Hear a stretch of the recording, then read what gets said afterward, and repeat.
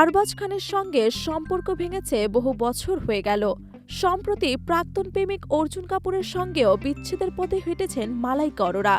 বর্তমানে তিনি সিঙ্গেল।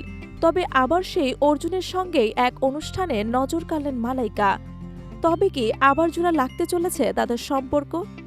মালাইকা ও অর্জুনকে ফের মেঘনা সিং এর বাগদান অনুষ্ঠানে একসঙ্গে দেখা গিয়েছে। তবে এটা তাদের পুরনো সম্পর্ক জোড়া লাগার কোনো ইঙ্গিত বলা যায় না। আসলে মেঘনা তাদের দুজনেরই বন্ধু, তাই তার বাগদান অনুষ্ঠানে মালাইকা ও অর্জুন দুজনেই নিমন্ত্রিত ছিল। তবে তাদের এক ফ্রেমে ধরা যায়নি, আলাদা আলাদাভাবেই এসেছিলেন দুজন।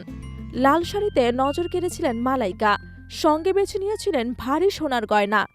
অন্যদিকে অর্জুন ধরা দিয়েছিলেন এক কালো স্যুটে। তবে কেবল বাগদানের অনুষ্ঠানে নয়, এর আগেও মালাইকা এবং অর্জুনকে একসঙ্গে দেখা গিয়েছিল। গত সপ্তাহে বান্দ্রার লীলাবতী হাসপাতালে তাদেরকে দেখা যায়। সেখানে সাইফ আলী খানকে তারা দেখতে গিয়েছিলেন। হাসপাতাল থেকে বেরোনোর সময় মালাইকা তার গাড়ির দিকে যাচ্ছিলেন, অর্জুনও সেদিকে যাচ্ছিলেন। তখনই ক্যামেরায় ধরা পড়েন তারা। তাদের সেই ভিডিও সোশ্যাল মিডিয়ায় আসতেই হয় ভাইরাল। প্রসঙ্গত, মালাইকার প্রেম জীবন নিয়ে চর্চার শেষ নেই। তা আরবাজ খানের সঙ্গে বিয়ে নিয়ে হোক কিংবা অর্জুন কাপুরের সঙ্গে বিচ্ছেদ নিয়ে। মালাইকা এবং অর্জুন 2016 সালের দিকে ডেটিং শুরু করেছিলেন।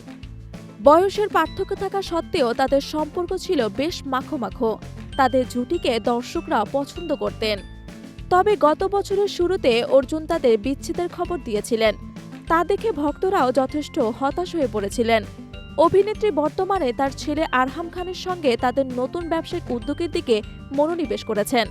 তাদের রেস্তোরাঁ স্কারলেট হাউস গত বছরের 3 ডিসেম্বর থেকে হয়েছে।